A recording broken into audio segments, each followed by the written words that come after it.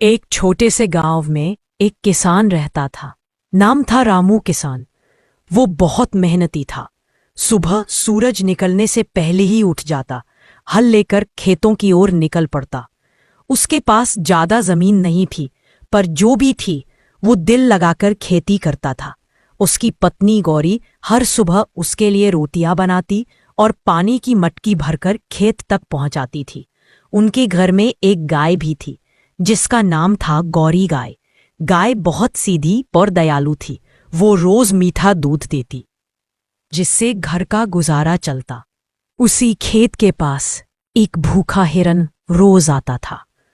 वो जंगल से निकलकर खेतों में खाने की तलाश करता। एक दिन वह खेत में आया और कुछ पौधे खाने लगा। रामू ने देखा और गुस्से में कहा, अरे मेरी मेहनत की फसल खा रहा है। वो दौड़ा, पर हिरन डरकर भाग गया। रामू को थोड़ी नाराजगी हुई, पर मन में कुछ अजीब सी दया भी महसूस हुई। अगले दिन फिर वही हिरन आया। इस बार रामू ने उसे भगाने के बजाय थोड़ा सा चारा और पानी रख दिया।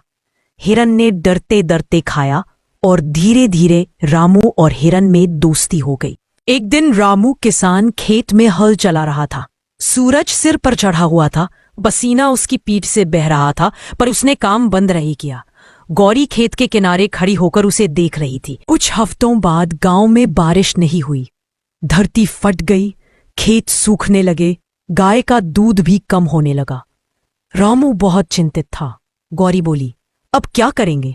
रामू ने आसमान की ओर देखा और बोला, भगवान पर भरोसा रखो, मेहनत कभी बेकार नहीं जाती। वो रोज कुएं से पानी भरकर थोड़ा थोड़ा खेत में डालता। गाय पास में खड़ी होकर उसे देखती और हिरन भी रोज झाड़ियों से निकल कर आता, मानो कह रहा हो, मैं तेरे साथ हूं किसान। एक दिन जब रामू खेत में बेहोश हो गया, क्योंकि धूप और थकान बहुत ज्यादा थी, तो हिरन भागा भागा घर की तरफ आया।